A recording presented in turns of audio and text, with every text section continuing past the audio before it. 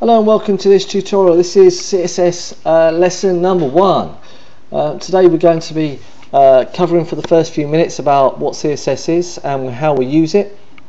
Well, what does CSS stand for? It stands for Cascading Style Sheets. And what does it do? In basic form, it basically formats our HTML into the sizes, the colors, the font size, the font weight, the font family, just basically the general formatting of it. It's a lot better way of writing HTML with CSS. You can do a whole load more things with it. So let's get on with it, shall we? So first things first, let's go back to that. Okay, we've got two lines of code, two lines of text here.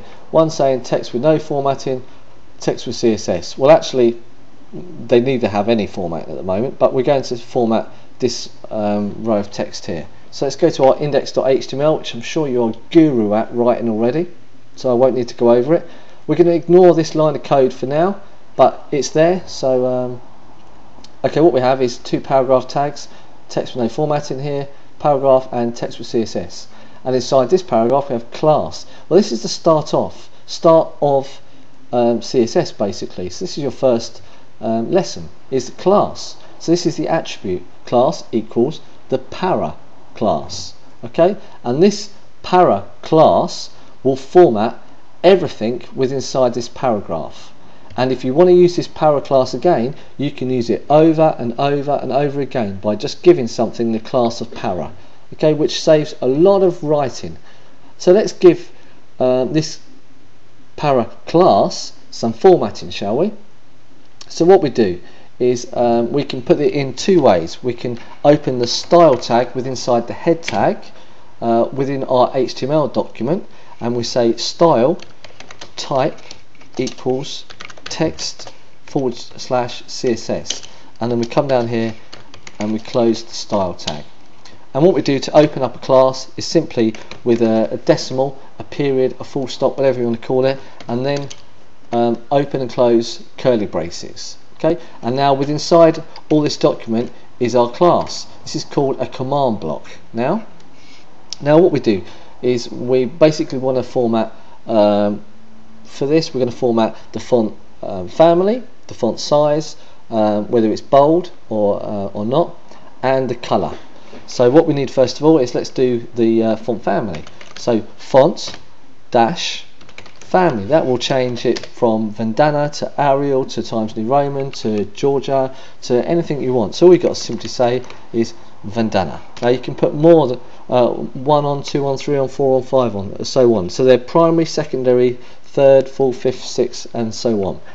It's down to whether the user actually has these fonts or not. Okay, so let's close this up. Okay, next we're going to format the size. So we say font dash size colon, and we'll say, I don't know, let's say 20 pixels, make it pretty big, and then semicolon. Next we're going to do whether it's underlined. We're going to give the text some decoration. So we say text dash decoration colon, and then we say underline. I'm going to teach you all the simple ones, the ones that people use all the time. Then we're going to give it a different colour. At the moment it's by default black, so we just say colour, spelled without a U if you're English, and obviously normal if you're American. And so the colour we can use in two formats, hexadecimal, or we can use in primary colours. Now for the sake of time, we're going to use primary colours, so we're going to put it red and a semicolon on the end. Font size, font weight, blah blah blah. Oh yeah, font weight. We're now going to make it bold. So we say font weight, and we say bold. Oh, there we go. And that'll do for now. So let's Control S to save. This para here, all these properties, okay, are only going to work with this text with CSS text, okay, because it has the class of para. Okay. So this text here is not going to be formatted at all or anything else, only this. So we've saved it. Let's go back to our document, let's refresh, and as you can see, just this text gets formatted. Now, just to show you, is that if we come down here and we put a div class equals para here as well, and say text with in a div, whoops, let's at least be grammatically correct. Okay, and then save this out, come here, you'll see it takes on the same format as well. Alright, I'm hoping that you're getting the idea now, is that it's just a class. The class just spreads all of its properties to whatever's inside these tags. Okay, so let's get rid of this quickly. Okay, the second way of writing CSS, we've got this internally. Well, let's make it externally. I'm going to close this down, and yeah, it's already gone. So what we do is we make a new file, make a CSS file. We don't need this. Okay, so what we do is we say dot para. Actually, we've got all this text here, we just need to cut and paste it.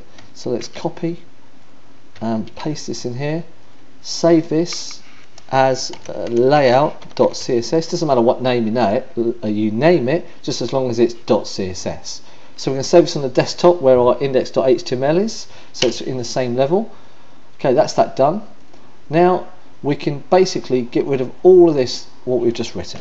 We don't need that.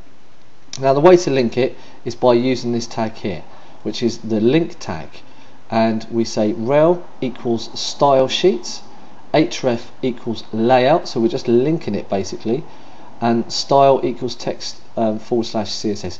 You don't actually need this, okay, but I've put it in there for the sake of putting it in there. Alright, so you can remember that it's a style of text / CSS. Right, but for the sake of this, I've shown you now, I'm going to take it away, just to show you that it works. Control S, come back to our page, and there we go. See, it still works. So with or without this type equals text / CSS, it still works. Okay, so that's pretty much it for the first lesson. If anything, if you're not going to watch the rest of the tutorials, you should learn enough by this to be able to go on. There are other methods of doing it, which is what the other tutorials are for. So I'll see you in tutorial number 2 in just a bit. Yeah, my name is David Thorne. I'm from www.thornewebdesign.de. See you shortly.